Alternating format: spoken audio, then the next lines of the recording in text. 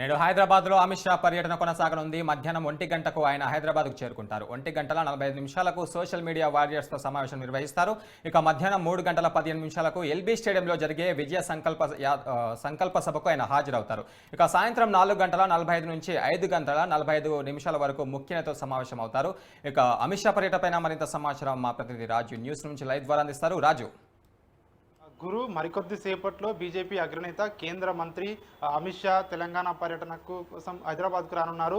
మరికొద్ది సేపట్లోనే ఆయన హైదరాబాద్గా నేరుగా బేగంపేటలోని ఎయిర్పోర్ట్కు రానున్నారు. బేగంపేట ఎయిర్పోర్ట్ నుంచి సికింద్రాబాద్లో ఉన్నటువంటి ఇంపీరియల్ గార్డెన్కు వెళ్తారు. ఇంపీరియల్ గార్డెన్లో సోషల్ మీడియా వారియర్లతో ప్రత్యేకంగా ఆయన భేటీ కానున్నారు. ముఖ్యంగా బీజేపీకి ఎవరైతే సోషల్ మీడియా వారియర్లుగా పనిచేస్తూ ఉన్నారో వాళ్ళందరితో ప్రత్యేకంగా ఎన్నికల్లో ఎట్లాంటి వ్యూహాన్ని అవలంబించాలి, ప్రచారంలో ఎట్లా ముందుకు వెళ్ళాలి, ఇతర పార్టీలు చేసే ఏదైతే ప్రచారం ఉందో దాన్ని ఏ విధంగా తిప్పికొట్టాలి అనే దానిపై కూడా ప్రత్యేకంగా సోషల్ మీడియా వారియర్లకు ఆయన దిశానిర్దేశం చేయనున్నారు. ముఖ్యంగా రాబోయే రోజుల్లో రేపు ఇంకా 1-2 రోజుల్లో కూడా ఎన్నికల షెడ్యూల్ కూడా రాబోతా ఉంది. కాబట్టి ఇప్పుడు సోషల్ మీడియా ఏదైతే దీన్ని కీలకమని చెప్పేసి కూడా బీజేపీ నేతలు భావిస్తూ ఉన్నారు. సోషల్ ఇంజనీరింగ్లో భాగంగా బీజేపీ ప్రభుత్వం ఇప్పటికే ప్రతిష్టాత్మకంగా సోషల్ మీడియా ఖాతాలను కూడా నిర్వహిస్తూ ఉంది. కాబట్టి ఆ సోషల్ మీడియాను మరింత బలోపేతం చేసే దిశగా అమిత్ షా అడుగులు వేస్తూ ఉన్నట్టుగా కూడా మనకు కనిపిస్తూ ఉంది. ఇందులో భాగంగానే ఆయన సోషల్ మీడియా వారియర్లతో భేటీ కానున్నారు. దాదాపు ఈ భేటీ 1 గంట 45 నిమిషాల నుంచి 2 గంటల 45 నిమిషాల వరకు కూడా భేటీ కొనసాగనుంది. దాదాపు గంట పాటు కూడా వివిధ సూచనలు కావచ్చు, అదేవిధంగా వాళ్ళు ఎదుర్కొంటున్న సమస్యలు కావచ్చు, ఇవన్నిటిపై కూడా ఆయన ప్రత్యేకంగా వాళ్ళతో కొంతమందితో ముఖాముఖి కూడా నిర్వహించే అవకాశం ఉంది. అదేవిధంగా తదనంతరం ఎట్లాంటి కార్యక్రమాలతో ప్రజల్లోకి వెళ్ళాలని చెప్పే దానిపై కూడా ఆయన దిశానిర్దేశం చేస్తారని చెప్పేసి కూడా తెలుస్తూ ఉంది. అక్కడి నుంచి నేరుగా మధ్యాహ్నం 3 గంటల 15 నుంచి 4 గంటల 30 నిమిషాల వరకు కూడా ఎల్బీ స్టేడియంలో నిర్వహిస్తున్నటువంటి బీజేపీ బూత్ అధ్యక్షుల అదేవిధంగా బీజేపీ ముఖ్య కార్యకర్తల సమావేశం ఏదైతే ఉందో ఈ సమావేశంలో ముఖ్య అతిథిగా అమిత్ షా పాల్గొనున్నారు.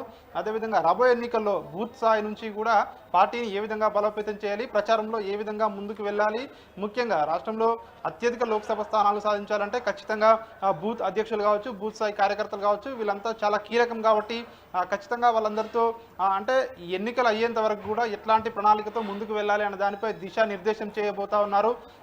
ముఖ్యంగా బీజేపీ పార్టీ కేంద్రంలో మరోసారి గెలిచి హ్యాట్రిక్ సాధిస్తుంది అని చెప్పేసి కూడా వాళ్ళకొక భరోసా కావచ్చు, ఒక నమ్మకాన్ని కానీ కలిగించే అవకాశం కూడా కనిపిస్తూ ఉంది. అదేవిధంగా ఏ విధంగా ముందుకు వెళ్ళాలి అనే దానిపై అయితే అంటే దిశానిర్దేశం చేయబోతా ఉన్నారు. ముఖ్యంగా ఆ మీటింగ్ గంట పాటు కూడా కొనసాగే అవకాశం కూడా కనిపిస్తూ ఉంది. ఇప్పటికే ఎల్బీ స్టేడియంలో ఆ మీటింగ్కి సంబంధించి ఏర్పాట్లు కూడా రాష్ట్ర నాయకులు కూడా నిన్నటి నుంచి కూడా ప్రత్యేకంగా దాన్ని అక్కడ దగ్గరుండి కూడా పర్యవేక్షిస్తూ ఉన్న పరిస్థితి మనకు కనిపిస్తూ ఉంది. దాదాపు అక్కడ పనులు కూడా ఇప్పటికే పూర్తిగా వచ్చాయి.